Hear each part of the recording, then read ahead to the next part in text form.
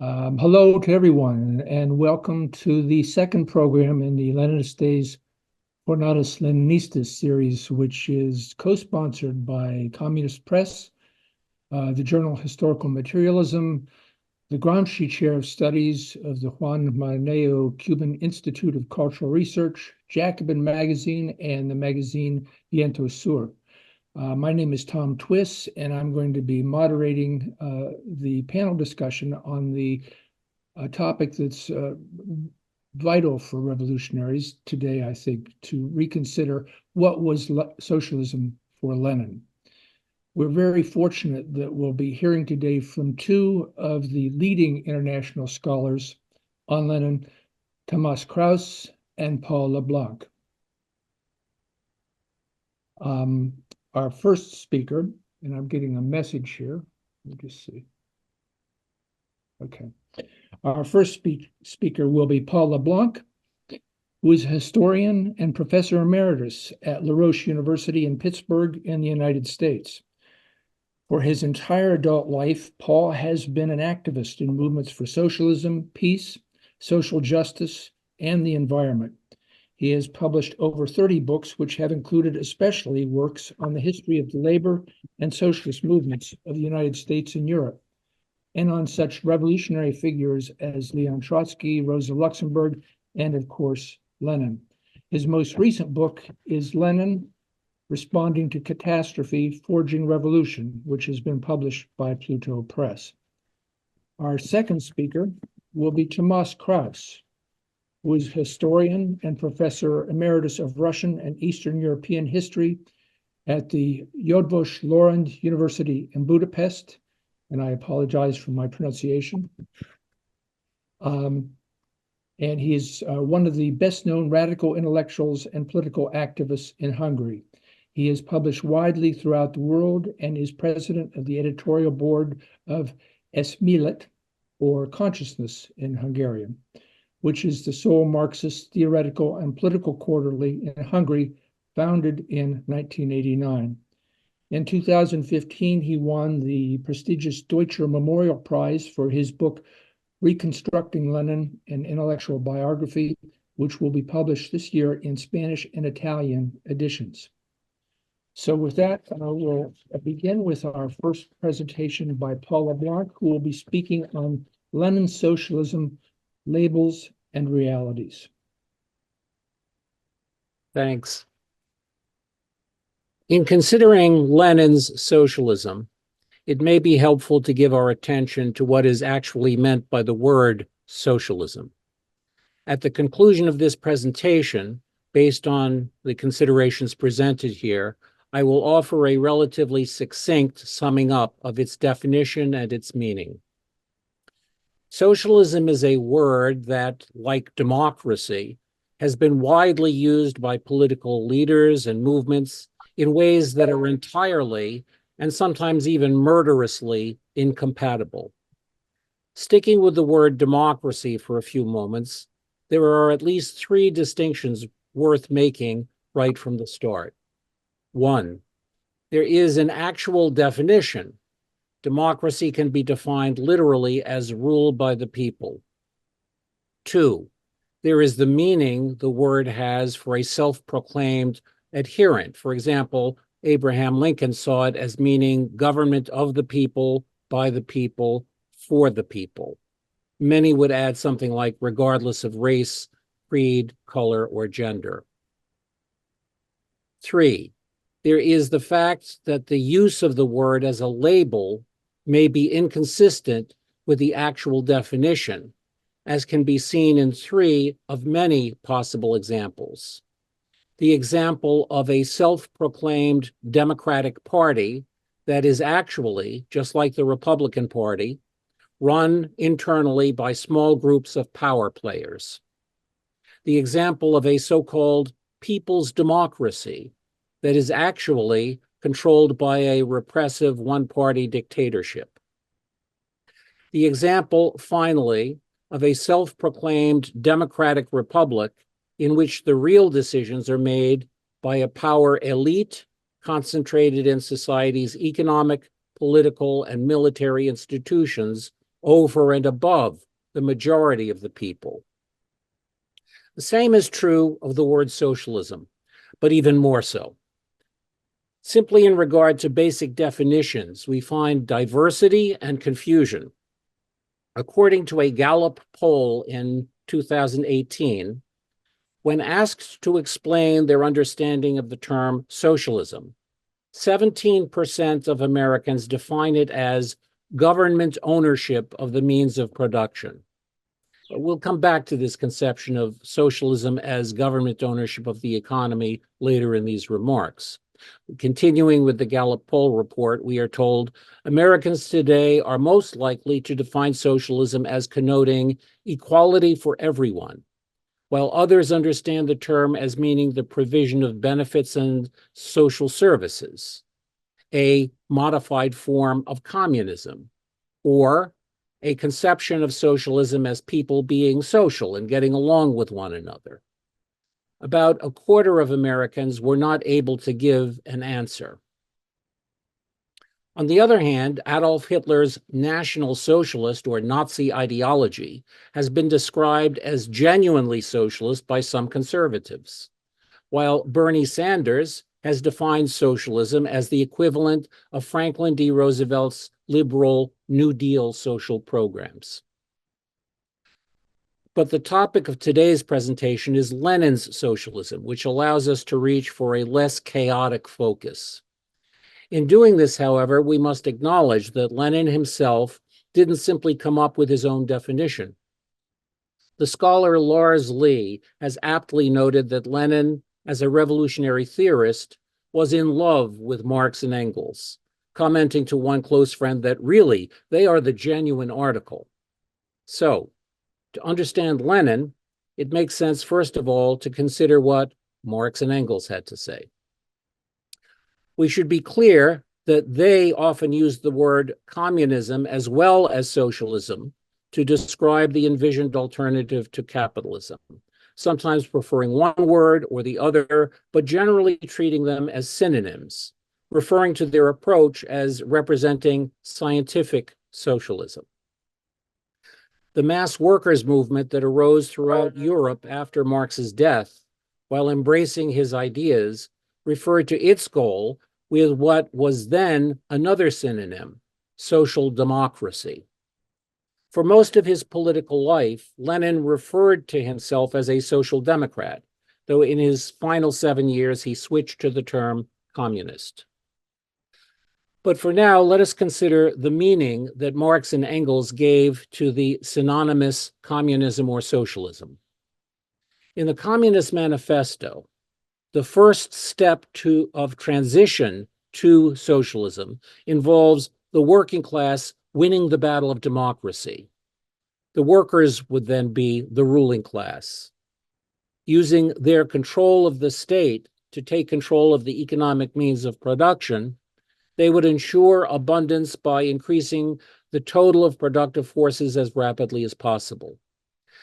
This would open up a transitional period of despotic inroads on capitalist property relations and conditions of production, involving a series of economic and social reforms, further increasing the power and well-being of the working class. At the same time, revolutionizing the entire economic system. This development would lead to the elimination of classes and class antagonisms that would be replaced with a free association of the producers, in which the free development of each is the condition for the free development of all. This understanding of socialism or communism, expressed in the manifesto, was repeated by Marxist-influenced socialists around the world.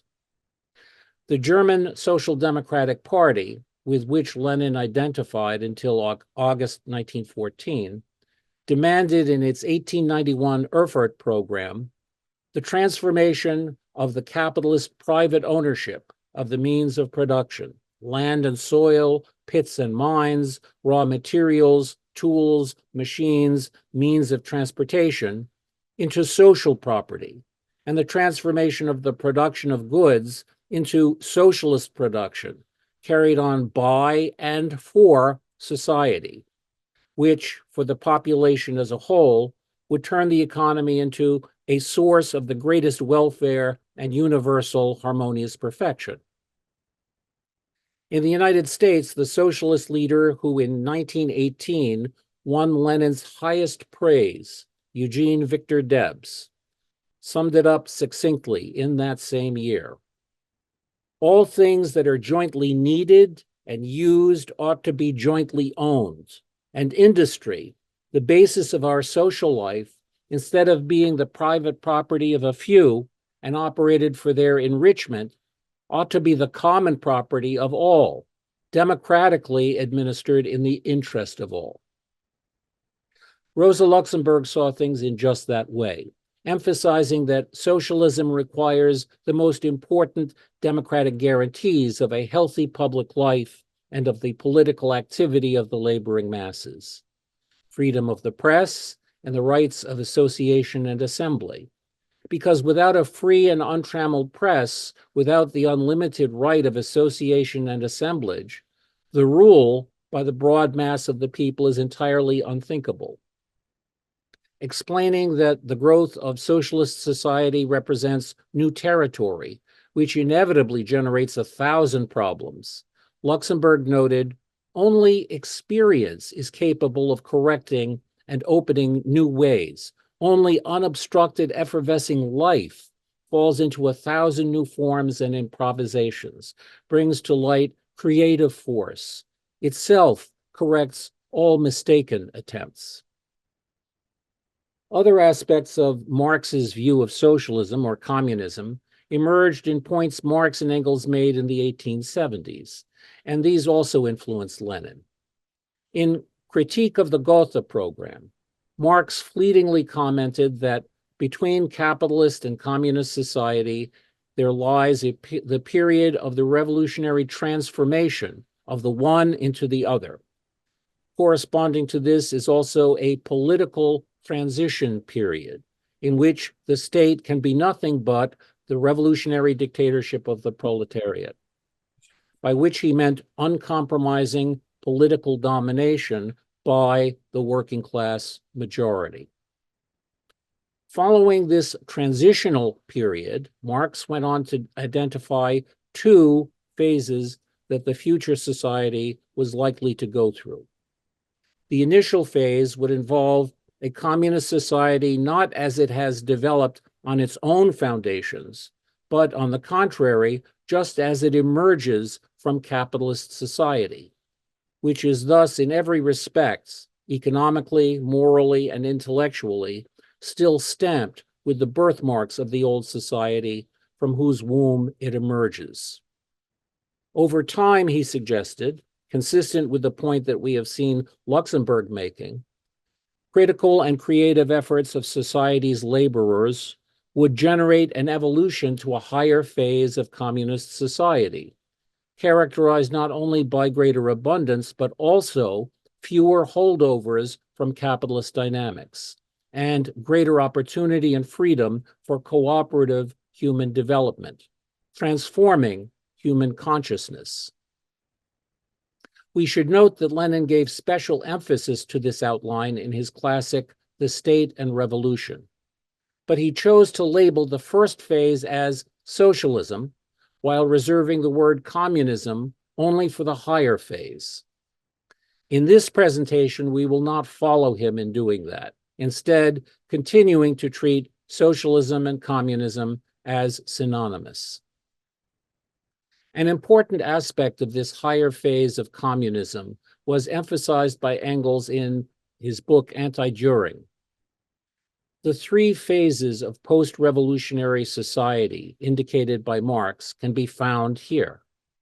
One, the transitional phase in which the working class seizes state power and begins the socialist reconstruction of the economy. Two, the first phase of socialism, in which the final vestiges of capitalism are overcome. And three, the eventual higher phase in which classes and class conflict give way to a society of equals, based on economic abundance and harmonious functioning beneficial to all. The need to keep order through policing and repression consequently withers away, and so does the state apparatus that exists for that purpose. It is interesting to see Lenin's distinction of democracy as a practice in contrast to democracy as a state institution. Under communism, he envisions a full democracy which is so thoroughgoing that it becomes a habit, presumably enduring even after the democratic state evaporates. As revolutionary internationalists, Marx and Engels also understood the creation of socialism as a necessarily global phenomenon, something that could not come into being in just one country. This is why they focused such attention on building international organizations with the appeal, workers of all countries unite. As early as 1847, Engels stressed that simply for economic reasons, it would not be possible to create a socialist oasis in the world capitalist economy.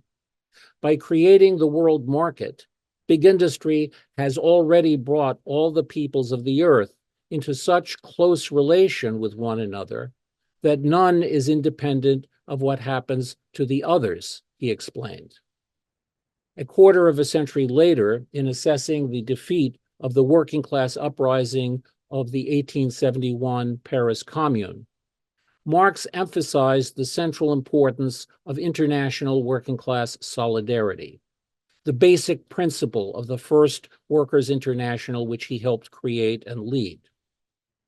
Only when we have established this life-giving principle on a sound basis among the numerous workers of all countries, Marx stressed, will we attain the great final goal that we have set for ourselves. He concluded that the Paris Commune was defeated because in other capitalist countries there had not developed great revolutionary movements comparable to the mighty rising of the Paris proletariat.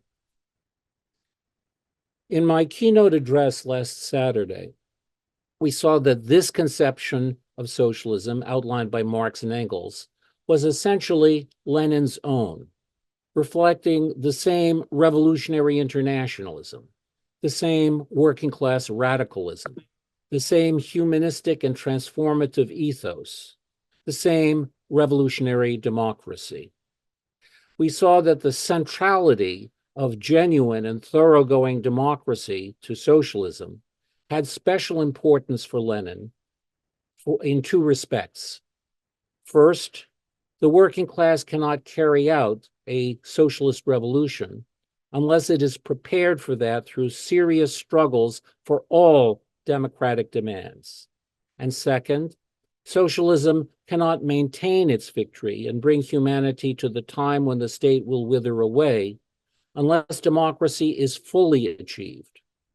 Especially regarding this second point, but also the first, Rosa Luxemburg would be moved to comment, "No one knows this better, describes it more penetratingly, repeats it more stubbornly than Lenin."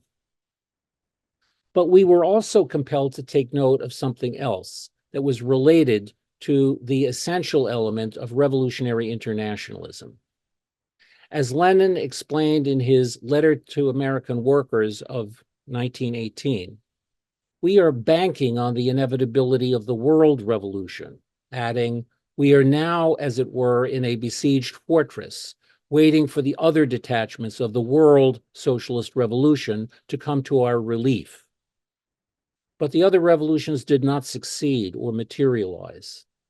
Instead, Lenin and his comrades had to face, on their own, the incredible violence of immensely powerful global forces, prepared to destroy the revolution through economic strangulation with consequent waves of famine and disease, through military invasion, and through the generous funding of counter-revolutionary forces in a brutal civil war.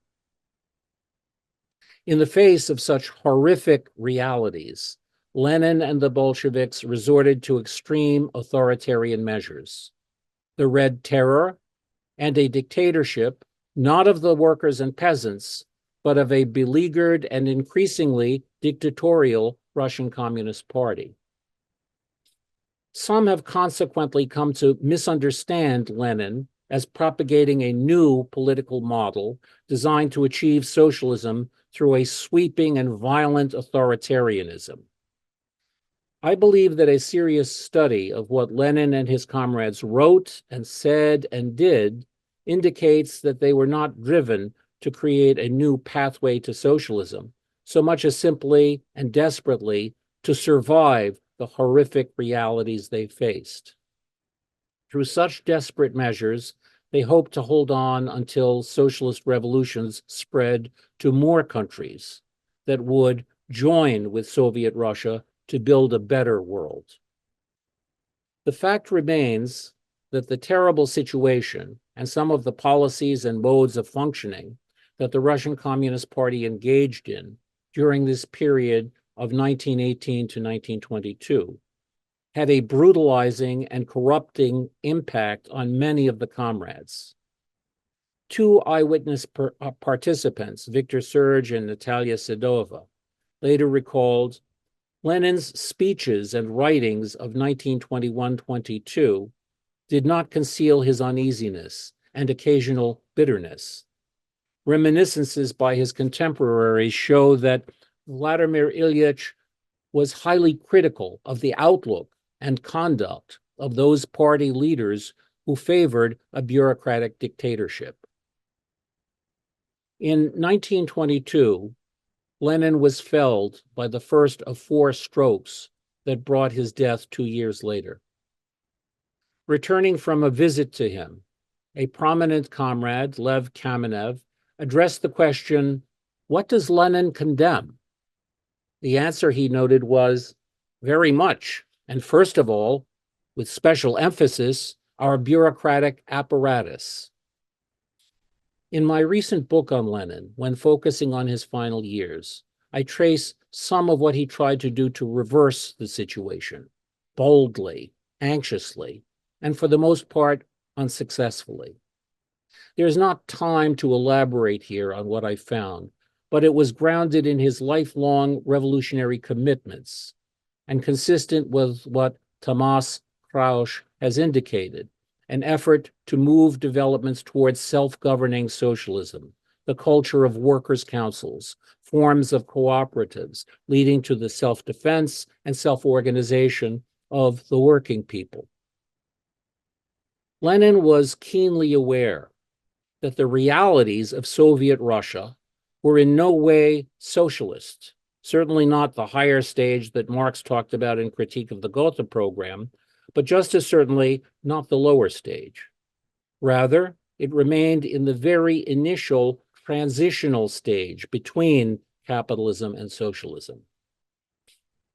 After Lenin's death, the bureaucratic dictatorship that he had resisted was able to consolidate its hold under the leadership of his comrade Joseph Stalin, who expressed a commitment to building socialism in a single country and labored to modernize Soviet Russia in the name of socialism. By 1930, his regime was claiming that socialism had now been achieved.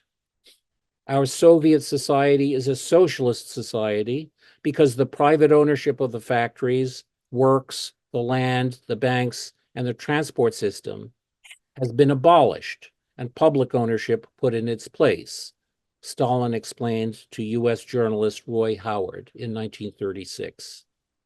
The foundation of this society is public property, state, i.e. national and also cooperative property.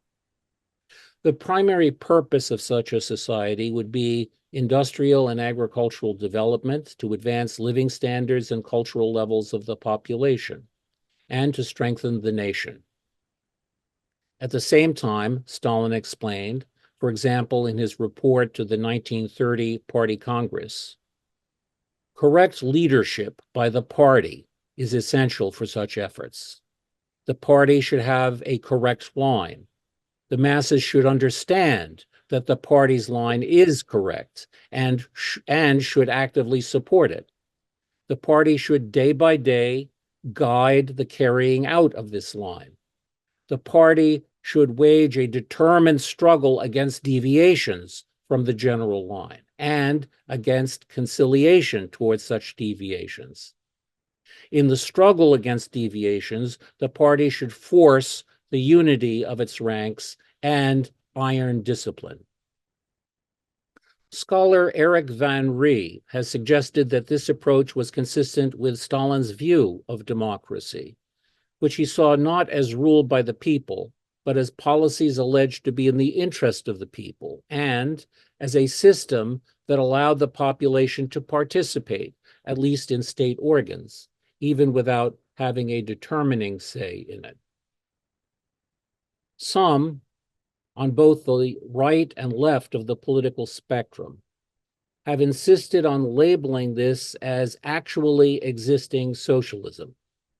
But other labels have also been applied, such as state socialism, state capitalism, bureaucratic collectivism, degenerated worker state, and totalitarian state economy. My own inclination is to see it as a variant of the transitional formation between capitalism and socialism, which Marx and Engels had theorized, but in this case, forced to exist on a capitalist planet much longer than anticipated. Consequently, it became bureaucratized, authoritarian, and corrupted, proving unable to move forward to socialism and ultimately unable to endure. What seems clear, however, is that what the Soviet Union became was not consistent with Lenin's conception of socialism. His conception, which he shared with Marx and Engels, with Eugene V. Debs and Rosa Luxemburg, and with many others, remains, for many of us, a possible alternative to capitalism that is worth considering and fighting for. I think the following conclusion flows from what has been presented here. Socialism, or communism, in its Marxist variant to which Lenin adhered, can be defined as the social ownership and democratic control of the economy and its utilization to meet the needs of all society's members. The meaning of such socialism includes the following 3 points. 1, it envisions the creation of a society in which freedom and equality would be the condition for each and every person living within it. 2, given the nature of the global economy, it must be international in scope. 3, given the complexities of the changes it involves, the realization of socialism would encompass a process of different phases. These phases have been understood as follows. First, a transitional phase in which the working class majority oversees the transition from capitalism to socialism. Second, an initial phase of development in which the cooperative and classless society taking shape is still influenced by previous capitalist attitudes and experiences. Third, a higher stage infused by the new resources, experiences, and consciousness generated by an extended period of socialist evolution, in which the need of any form of state repression evaporates because the free development, creative labor, and experience of genuine community among society's individuals has become an all-encompassing social reality. That's my presentation. Thank you very much. I'm looking forward to our discussion. Thank you very much for that, Paul. Our second speaker, again, will be Tamás Krausz, and he will be speaking on the subject, Lenin's Legacy, an Alternative to Capitalism. Tamás. Dear colleagues, friends, comrades, sorry for my English. You have to understand that my English is unsophisticated English, but I hope you will understand me. This text I would like to dedicate to the memory of Alexander Buzgalin, my Russian friend and comrade in Moscow. Yes, I would like to speak about 4 sets of problems. First, about rethinking Lenin. Today, I will read my text. This is today, even when a student sits for an entrance exam for learning history at the university, it is not certain that he or she can answer the question, who was Lenin? Many bourgeois historians and textbooks define him as a failed lawyer, an angry journalist, terrorist, dictator, German agent, etc., etc. In the socialist era in Eastern Europe and in the Soviet Union, he was cultically described as an infallible thinker and statesman. In fact, Lenin was a professional revolutionary for whom science and Marxist theory served only as fundamental tools for the social liberation of the oppressed classes. As a successor to Marx, in the face of the social democratic developments that followed at the beginning of the 20th century, he rehabilitated, reconstructed against revisionism the anti-capitalist economic and political message of the Marxist legacy. That is, the practical realization of socialism. That was the core of modern communism and the main message of the Russian Revolution in 1917. Why is the Russian revolutionary experience so important in the West? Because the West has never accomplished a successful socialist revolution. We have to understand, for decades, the main tendencies of Western Marxism criticized the Soviet Union, the so-called real existing socialism, while at the same time they handed down almost no practical experience of the concrete realization of socialism to their followers.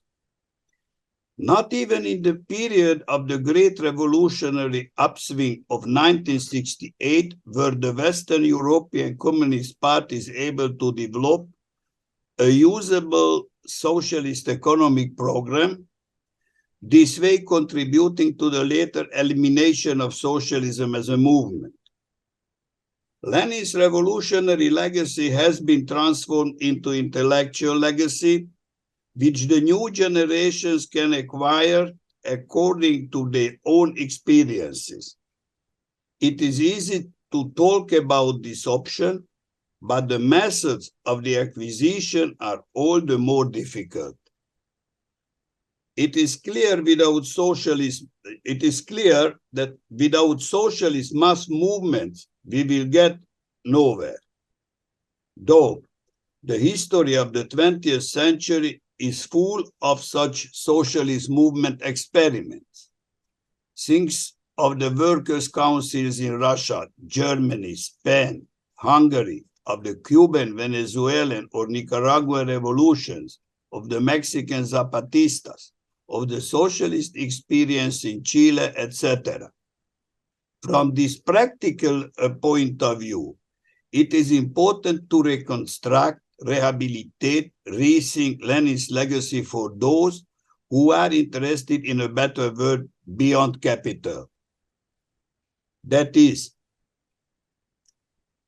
Lenin left to the workers of the world the revolutionary objectives and practical experiences with which they can defend themselves even today against the world of capital. But we live in a different world. Without the Soviet Union, the world system has turned to be more unequal and more violent, and the socialist perspectives have become even more obscure.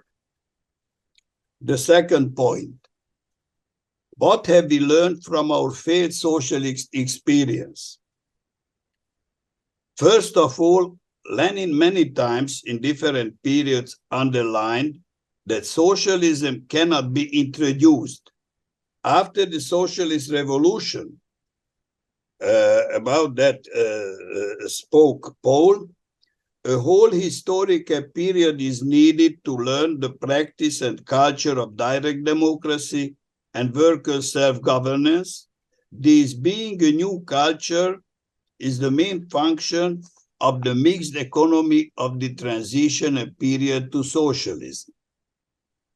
We have learned from Lenin that socialism is not market. Socialism is the satisfaction of the needs of the individuals and communities according to the work based on their abilities, without the tutelage of capital and the state. But in the historical reality, the theoretical considerations and the practical possibilities came into an inevitable conflict already on the second day of the October Russian Revolution. After all great conflicts and contradictions were rooted in this fact in one way or another. Lenin was conscious of the fact that the Russian backwardness, the semi-peripheral development, which facilitated the course of the revolution, was very far from accomplishing the realization of socialism of the Marxist theory. The direct realization of socialism was transferred to the distant future, and concessions were made to the system of market economy. Each and every party debate and power struggle in the 20s somehow ensued from this fact.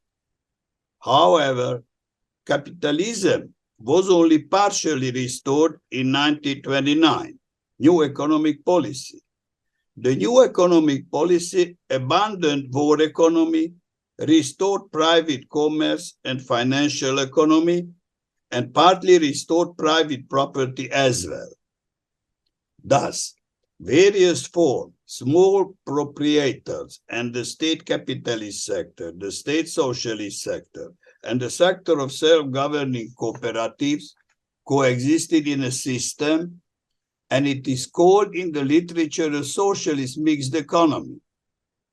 Lenin's view, this form constituted a long transition period to socialism. So as we can see, Lenin many times underlined that after the socialist revolution, we have to learn, the historical period needed to learn the practice of direct democracy and self-governance, which is the main function of the multi-sectoral mixed economy of the transition period. I quote him, "Now we are entitled to say that for us the mere growth of cooperation is identical with the growth of socialism. And at the same time, we have to admit that there has been a radical modification in our whole outlook on socialism. The radical modification is this. Formerly, we placed and had to place the main emphasis on the political struggle, on revolution, on winning political power, etc.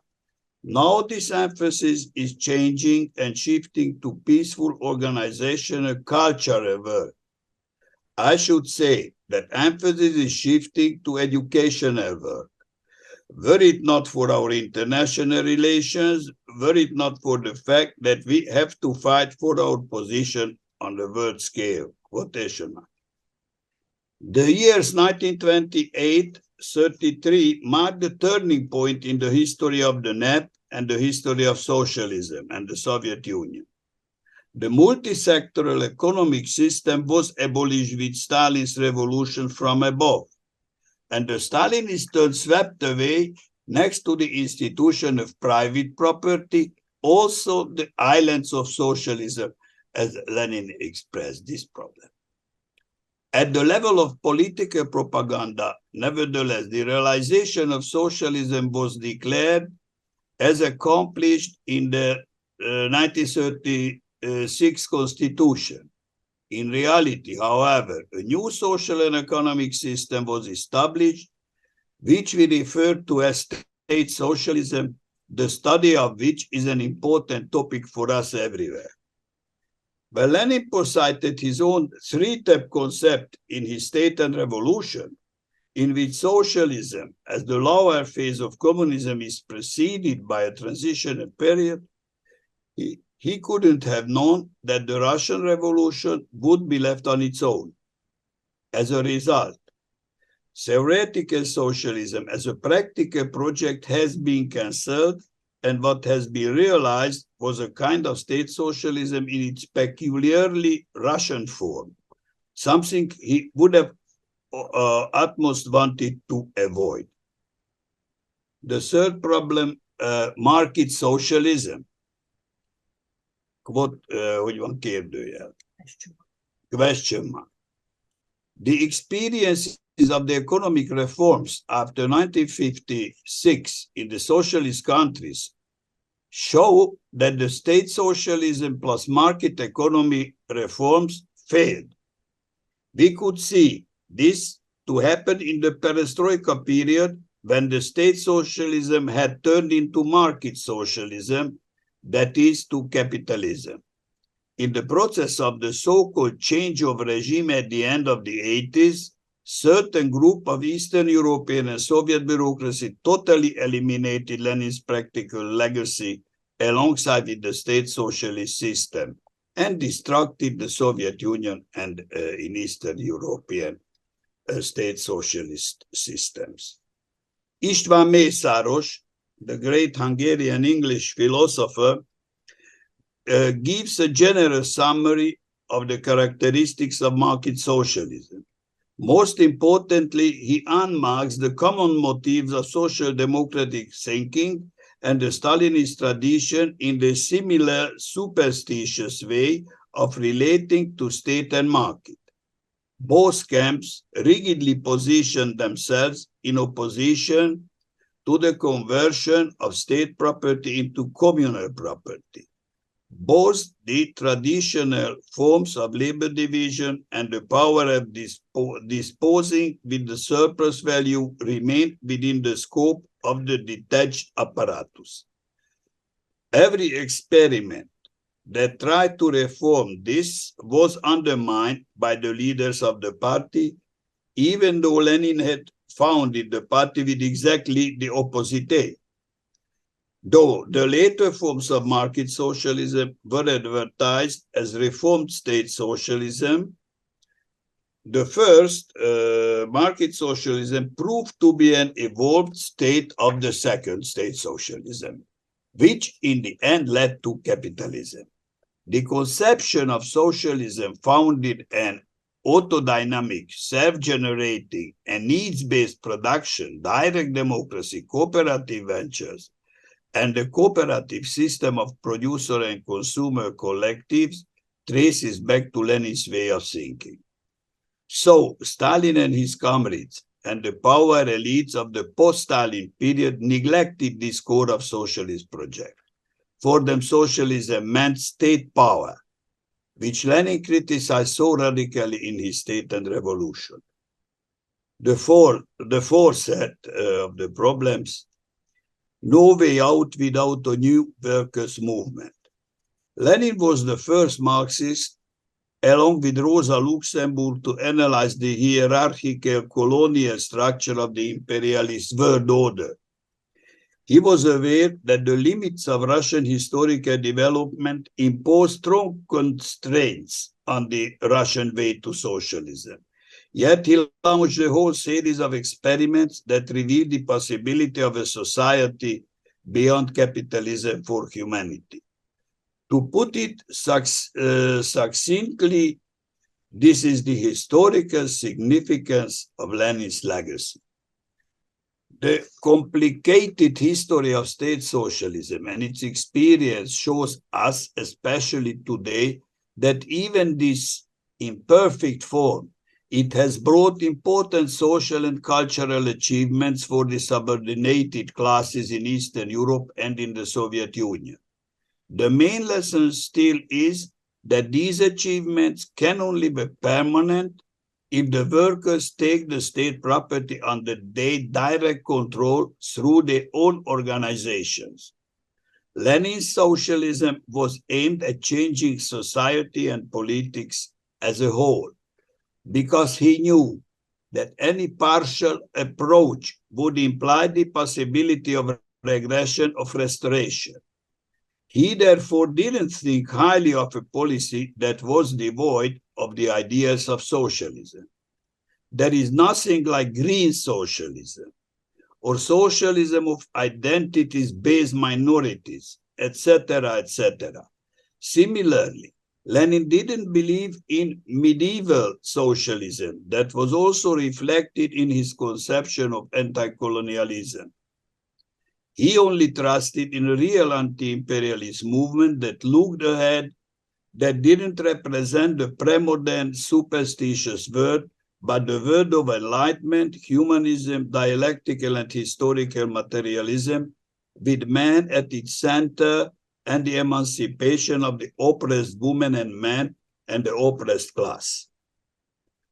However, Lenin's works remains to be of giant significance for the peoples of the world until the realization of socialism, since there has been no other relevant alternative to capitalism during the previous centuries. However, we understand that the socialism, communism that Lenin fought for is only a historical opportunity against the genocidal world order of capitalism, since its realization depends first of all on the subordinated classes to whom we belong. Thank you for your attention.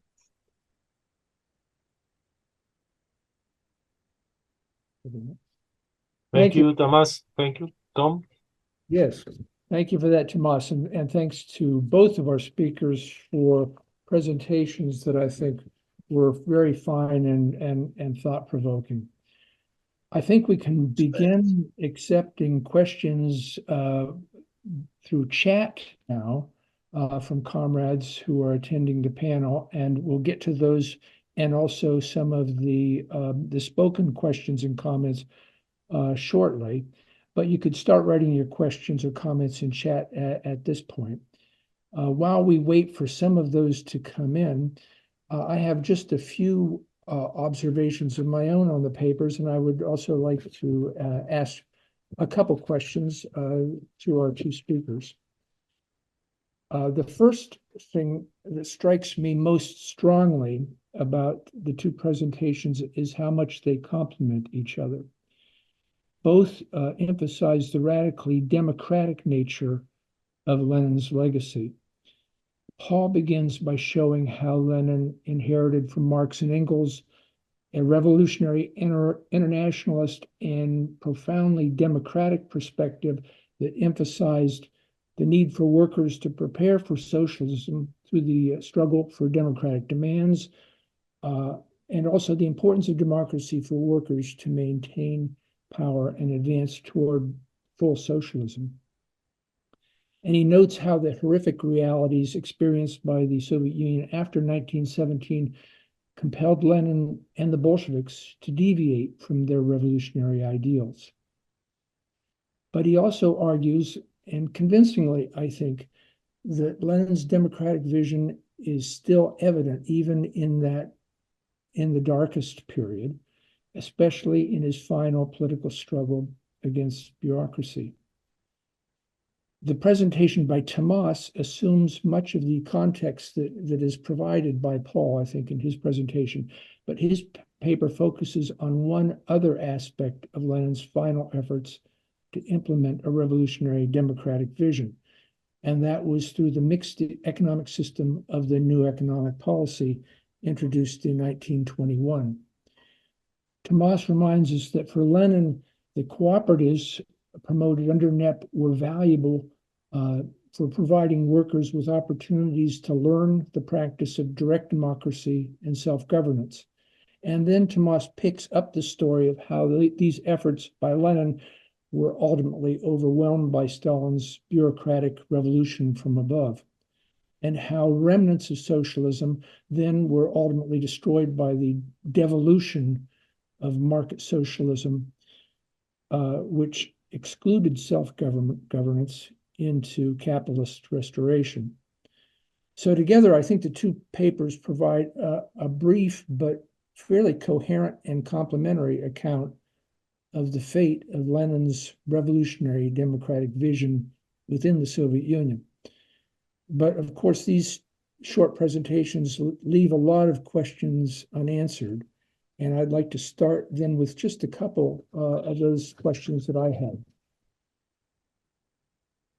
Paul, in your paper, you argue, and accurately, I think, that it was in the face of horrific realities that the Bolsheviks resorted to extreme authoritarian measures, the Red Terror, and a dictatorship not of the workers and peasants, but a beleaguered and increasingly dictatorial Russian Communist Party.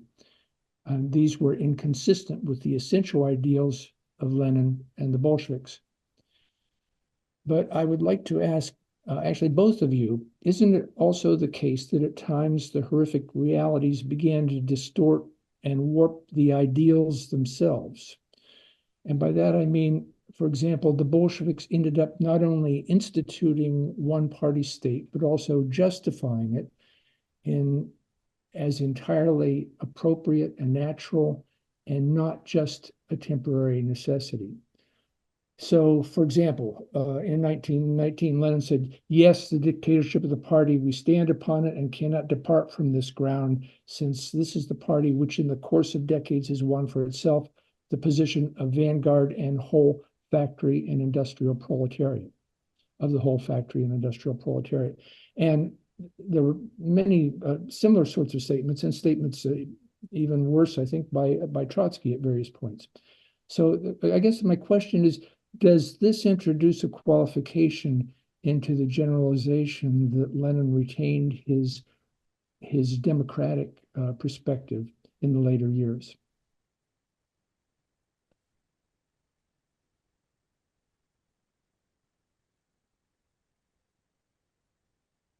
Either one of you, Paul or Tamás. Okay, well, I think you're right. That is, the horrific experiences that Lenin and his comrades were trying to survive within led to various expedient measures that got justified and rationalized, and some of them were terrible and destructive of what they were fighting for in that horrible situation.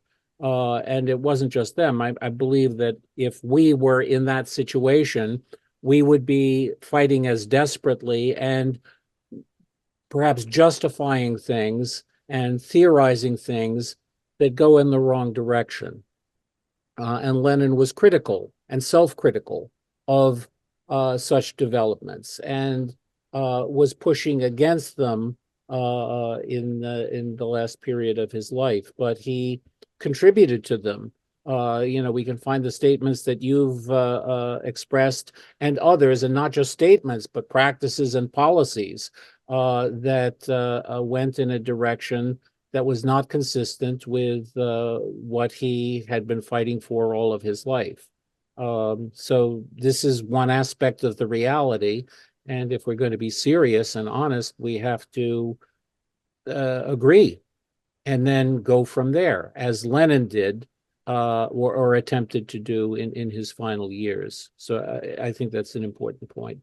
It may be that Tamás will have something in addition to add, and you may have some, and others in the audience may want to, continue this line of the discussion. But that's my initial response. Tamás, do you have anything to add? Yeah.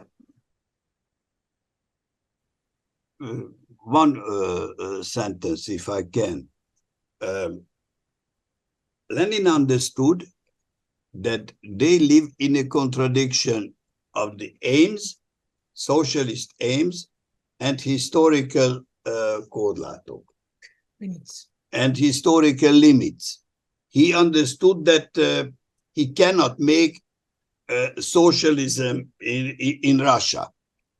What to do? That was the main question. And he understood that if Russia will stay alone, Russia won't be a socialist country. Something else. He understood it. So I don't want to find out a new history. If Lenin would live for some years, in the 20s until the 30s, he nem tudta volna. He wouldn't change.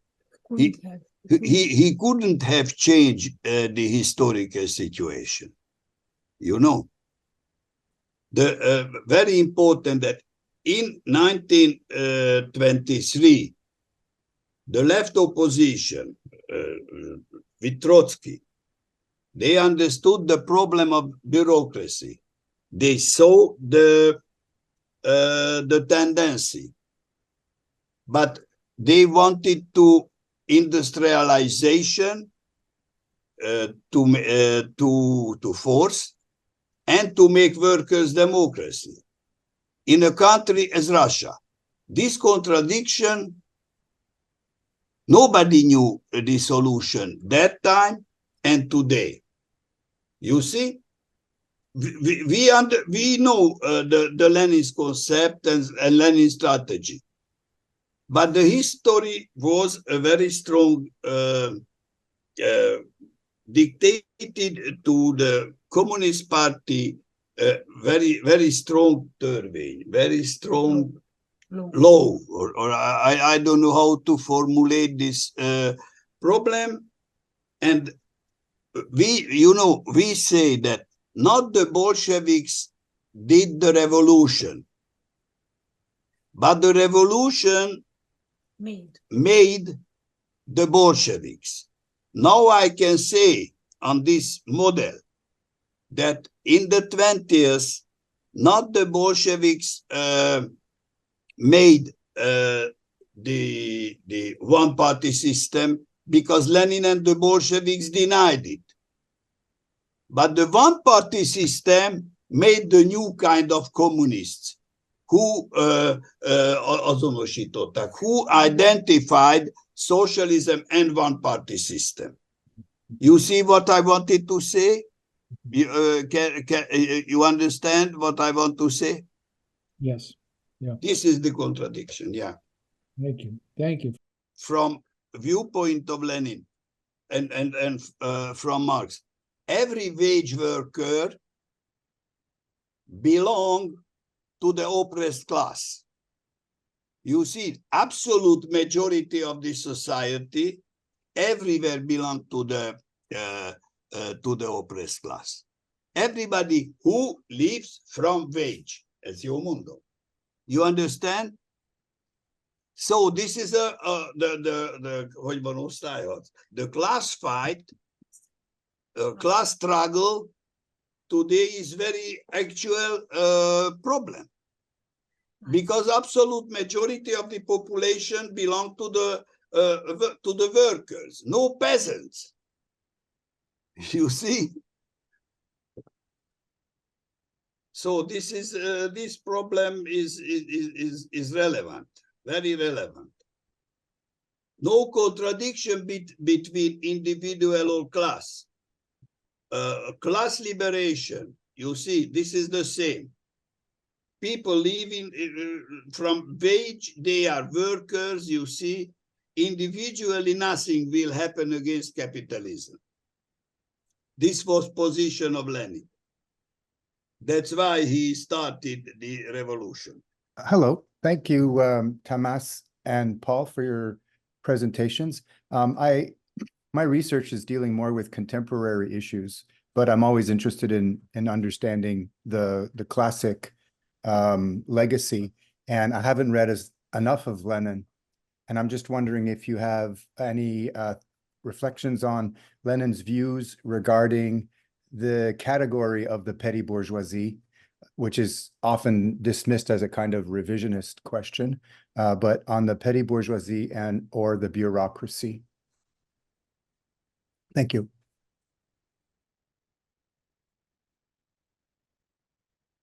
Go ahead, Tamás. I saw your hand.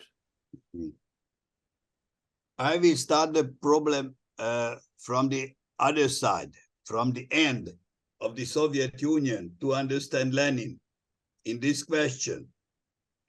The Soviet Union collapsed because the whole Communist Party, majority of the communist leaders in the 70s decided against Lenin. What does it mean? They wanted, the communists wanted to catch up with Western European consumption society. You understand? That was the petit bourgeois imagination everywhere in Eastern Europe, to catching up Western Europe, and they lost the socialist, what I spoke about that in my speech, that they lost their values.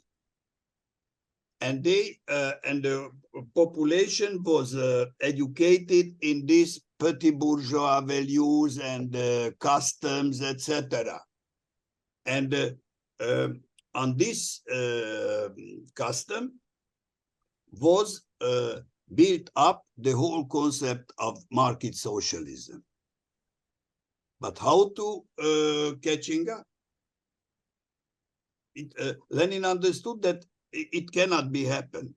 We have to go on the other way. So from the 70s, the petit bourgeois conception of socialism was accepted by the communist leaders in Europe and in socialist countries. In the communist parties of Western Europe, everywhere, and in Eastern Europe. That was the, I call it catching up socialism in quotation mark. Nobody will catching up nothing.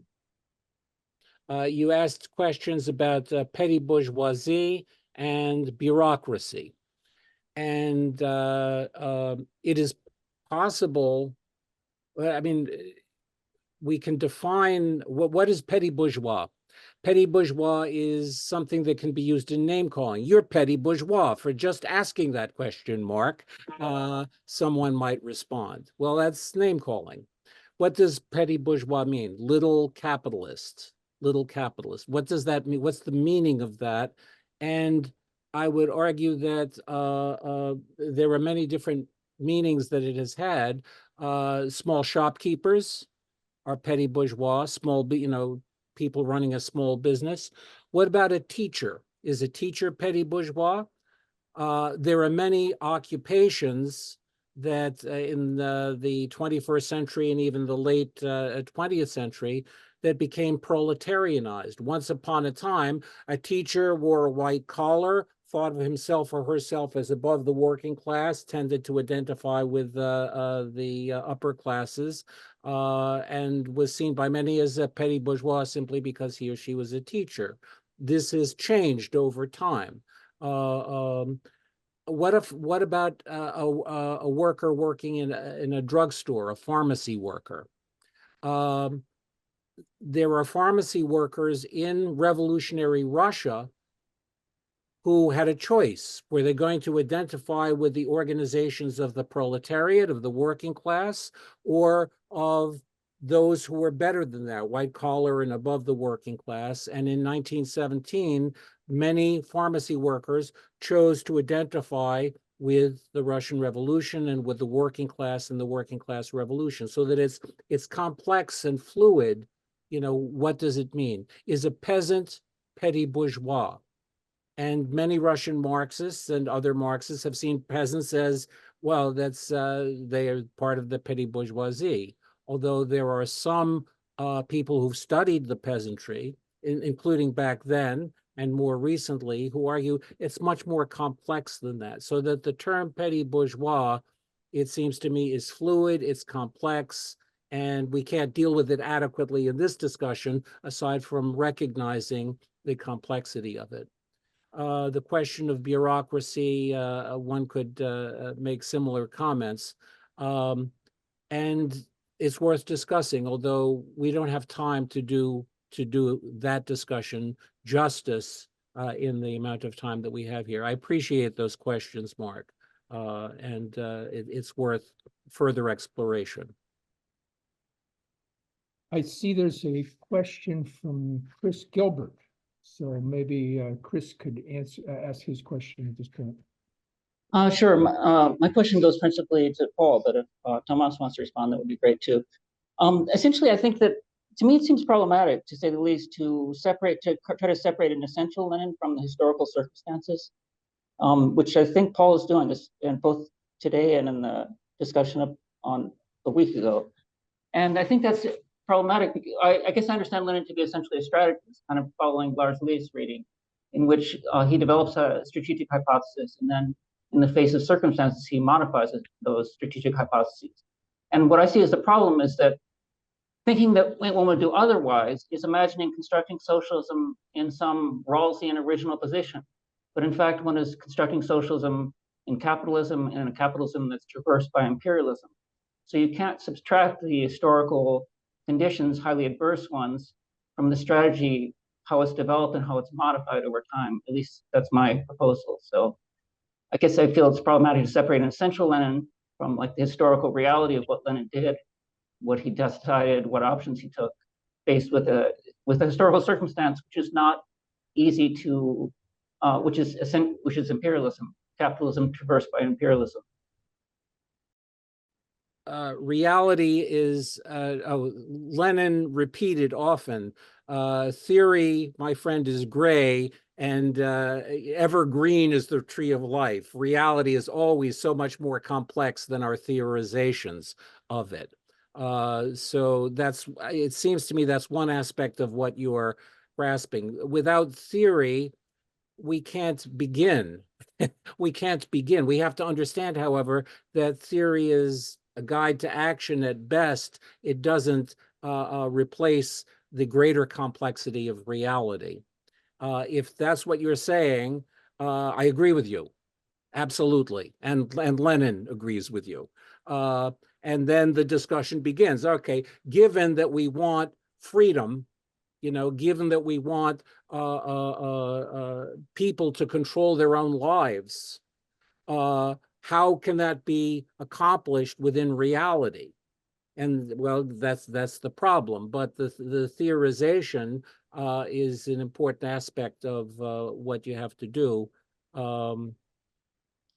I don't believe I've responded adequately to what you're getting at, but that's my beginning. And Chris, I invite you to be in touch with me, and perhaps we can discuss it further, even outside of this context. It may be that Tamás or others would have something to add, or maybe you yourself would want to add something to get the discussion to go a little deeper than what I was able to do just now. Lenin did see the problems that were developing. He was very concerned about them, and this is clear in a number of his writings. I've argued in my main presentation, my address last Saturday, that what is often called Lenin's testament was not simply his discussion of leadership and problems of leadership, which, among other things, he raises some questions about Stalin.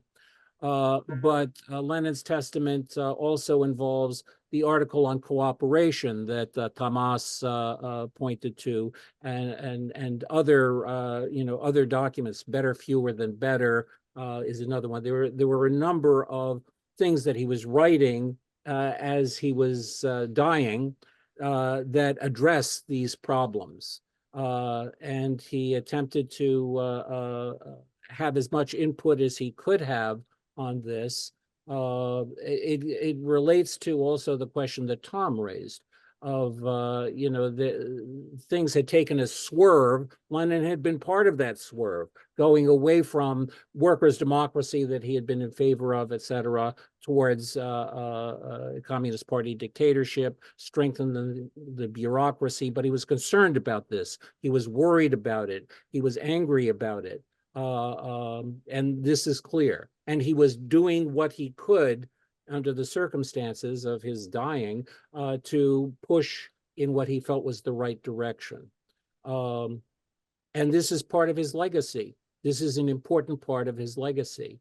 So those are some of my thoughts on this question. Yeah. Thank you, Paul. One Tamás? sentence. I looked for in different archives for documents. What to do against this tendency? How Lenin about this problem? And only found only one thing. In his documents and his articles, only one thing. He didn't know anything else.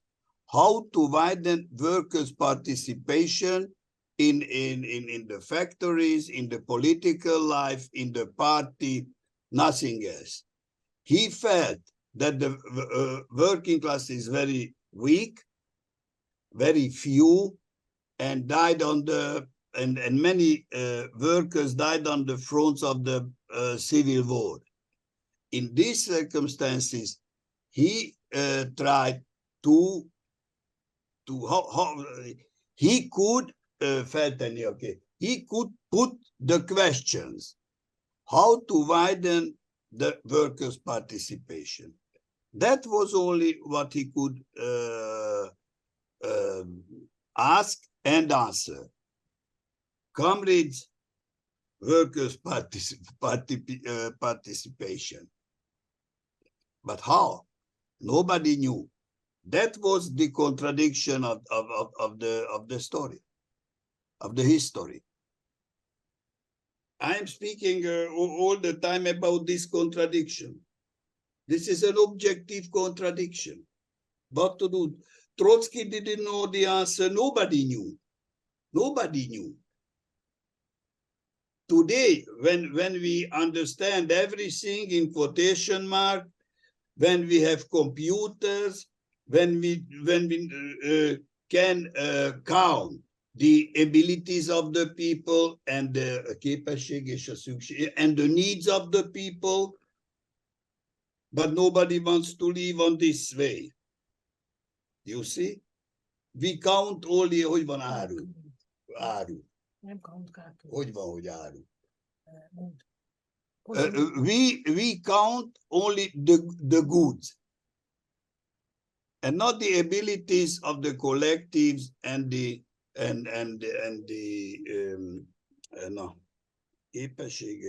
needs. You see, market of the needs and the abilities. This is the socialism. But instead of that, nowadays we could make socialism in principle. Technically, majority of the population everywhere belong to the working class people. The main question is today what to do. We understood the 20th. And what to do today? How to make mass movement, or I don't know what, but the technical circumstances of socialism today absolutely hogy van jelen van. They are present. Hogy? They are present. They are present. Absolutely.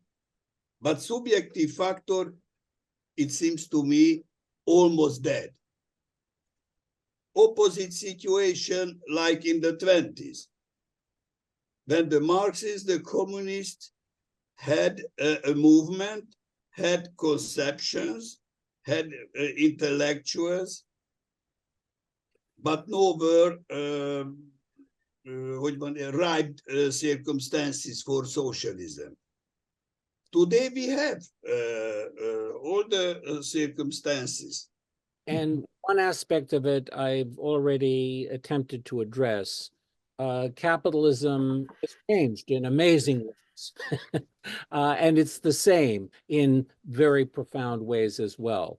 It is a system of exploitation of the lives and labor of the majority of the people in various ways. And many of us, many people in a society have been proletarianized and are working class. We sell our ability to work for a paycheck, or we're retired workers, or we're unemployed workers, or we're family members dependent on the paycheck of whoever is selling their labor, their ability to labor.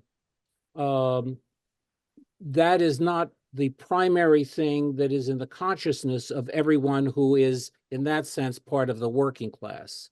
They may be oppressed and exploited for various reasons, trashed because they are women, trashed because they're the wrong race or the wrong religion or whatever. And they may have a consciousness around that issue. They may have a consciousness around issues of war or issues of the environment that move them to take action. But these are largely working class people who are responding to these various forms of oppression, even without that class consciousness. That class consciousness is important, but it's important for us to be aware that many struggles that aren't seen as working class are actually reflections of class ferment and class consciousness and class struggle. So that's one aspect of the reality. Another aspect of the reality is something that Lenin argued in What Is to Be Done. He said that a revolutionary should not strive to be a trade union secretary, just focusing on economic struggles of the working class in the workplace and so forth, but a tribune of the people responding to all forms of oppression in capitalist society and weaving it together, taking positions, helping to lead struggles against those forms of oppression as a tribune of the people. So it seems to me that this is some of what we can find in Lenin and what we can find in Marx to understand some of the realities around us. What is essential is that there be a sense of class consciousness among more and more people, you know, relating this and that and various forms of oppression and exploitation, relating it to an understanding of the class realities in society. And that is one thing that we, as Marxist revolutionaries, relating to the legacy of Lenin, that is something that we must help people to understand, because there's no hope for the future unless there is that coming together of what's essentially the majority of the people, for not competing with each other, but coming together to struggle for something, for a better form of the various struggles of the past several decades have resulted in not in victories, but in defeats for more and more people.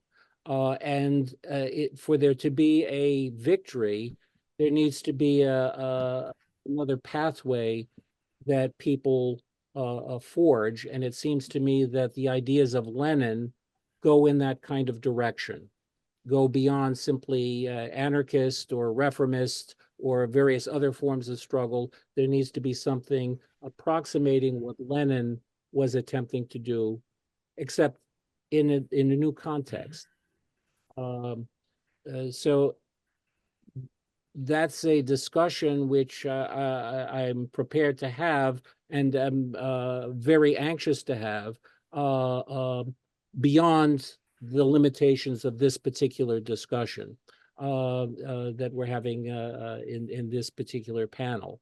That needs more time and more engagement. My hope is that the discussions in this panel and in these Leninist days will contribute to that kind of process of more and more of us coming to grips with that reality and helping to build something which must be built, that will draw together forces against the various, fighting effectively against the various forms of oppression that we're feeling in this present capitalist reality. I am too old, boomer. Mhm. And that's why I think that Lenin would fight against wokeism, identity policy, etc., because they are never think in terms of socialism. You see, they do not speak about capitalism. Only progressive movement can be only progressive movement can be only if he wants to fight against capitalism. And they do not speak about capitalism. You see, I don't know the comrade who asked it.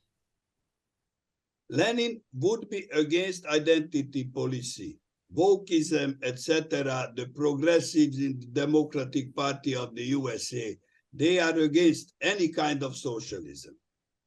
You see? Bien, que yo hacía una consideración de que en el fondo Lenin sí hace un planteamiento de la unidad de la teoría marxista con la clase obrera como lo que plantea que es el marxismo, su forma de entender las cosas, ¿no? Pero tenemos un problema que muchas veces nos olvidamos de la dialéctica. Es decir, tanto la clase obrera como la teoría, todo sigue moviéndose, nada está quieto. Entonces no nos podemos quedar ni con una teoría perfecta a la que aplicar a la realidad, ni con una clase obrera hecha, consolidada, todos con el mismo mono de uniforme y fácil de entender.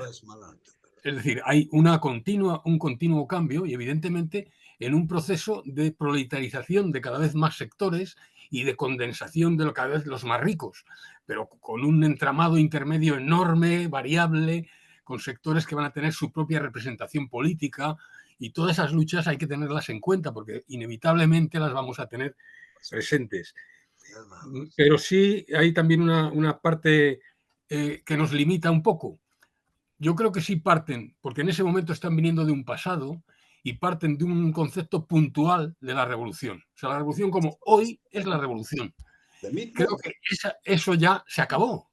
Está muy claro que nosotros tenemos que entender la revolución como un proceso, no como un hecho puntual, porque no es algo que pase un día y se termina, sino que es un proceso largo. En fin, estos dos puntos dejo un poco de introducir la dialéctica en todos estos conceptos que estamos analizando para entender que son conceptos en movimiento y que eso dificulta algunas cosas, pero nos ayuda a entender otras. Y me callo, era solo un comentario de este estilo. Gracias. Lenin was a strategist. He was a strategist. I agree with that completely. What is a strategy? A strategy is how to get from where you are to where you want to be. A strategist for what? What was Lenin attempting to do aside from being a strategist? He was attempting to help create a world of the free and the equal. He was attempting to create a world that was worthy of human beings with all of our potential, as Marx was. That was socialism, and it was a certain vision, a certain understanding of socialism that Tamás and I have talked about. But Lenin he just didn't leave it at that. He was a strategist. And so he was attempting to get from here to there. And that's important. But what he stood for, what was his conception of there, what was his conception of socialism, which is the focus of this panel, is something that we have to look at. And it doesn't evaporate simply because we agree that Lenin was a strategist. I think some of what I understood César to be saying in his comment a few minutes ago is valuable here. That is, Lenin was dealing in a complex situation, and there were all kinds of interactions, and there was evolution and so forth and so on. And he was attempting to make his way through all of that complexity with his strategic orientation. But he was fighting for something. What was he fighting for? What was he struggling for? And there was a consistency, sometimes a greater consistency with his goal and his means, and sometimes the reality was much more complex than that, and he was not able to do in 1920 or 1919 what he was attempting to do in 1916, 1917, because the realities had evolved. And he was a strategist, but he was fighting for socialism. And what does that mean? What was his conception of socialism? And that's part of what we're looking at. Tamás has identified something that I think you're talking about, Chris, in that there were contradictions in the situation, overwhelming contradictions. Perhaps they couldn't be solved, except that Lenin was doing his best to push in a direction of surviving, but then beyond surviving, continuing to fight for socialism. And that's part of his legacy, even in this terrible time of 1918, 1920, 21, and so on. I don't know if this speaks adequately to what you're raising, Chris, but I appreciate your further clarification, and I'm hoping that this has been helpful. When we look at the Bolshevik Party of 1917, it was not everyone thinking in the same way. It wasn't two different perspectives. There were a variety of perspectives. There were some people who were absolutely critical of Lenin and others because they felt that they were not adhering to what people had been fighting for in 1917. There were a number of oppositions. The workers' opposition was only one, but a number of oppositions that were able to quote State and Revolution and various other things that Lenin had said and that they all had agreed on that weren't being carried out. There were some people who argued there shouldn't be peace made with Germany, because Germany was an imperialist power. Instead, there should be an anti-imperialist war. So as early as 1918, there were divisions. How quickly should the economy be nationalized under workers' control? There were fierce debates, with Lenin arguing to workers, you don't know how to run the economy. Can you run your own factory in this situation? And if you can, that's fine. But we need a transition period where we can learn how to do this. And meanwhile, we're fighting to survive.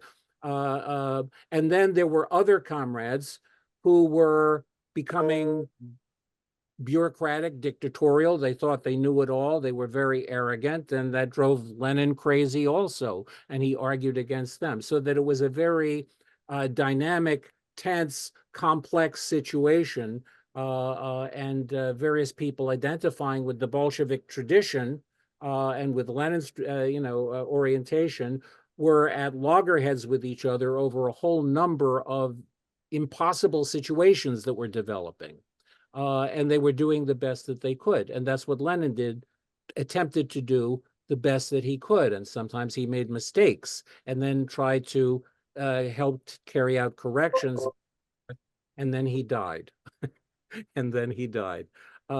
So that the reality is even more complex, Rolando, than what you were suggesting in terms of differences among these revolutionary comrades in a very difficult situation. It's a very big question. Of course, Paul is absolutely right what he said. I agree with him. I would say only very short sentence in this subject, that the left opposition, this in 1923 was a part of the leadership of the Communist Party. And that was that part which wanted to find a new solution. And on the position, on strategical position of Lenin. But they could not solve that contradiction what we spoke about today.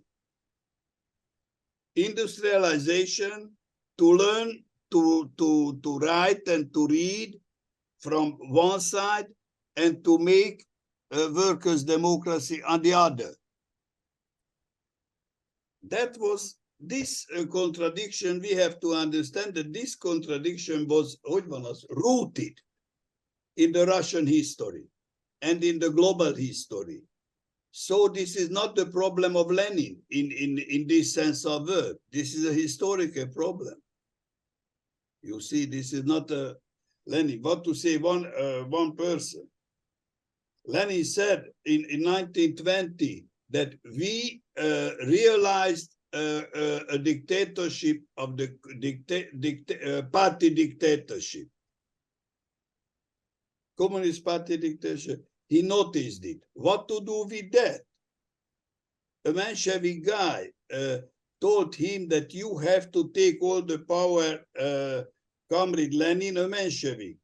You have to make, in the Civil War, you have to make a personal dictatorship.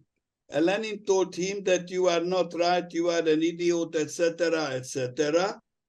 But they realized a party dictatorship. And this situation produced the Bolsheviks, who believed later Stalin, majority, they believe, because they have, hogy van az, hogy ilyen nagyon nagy eszméket?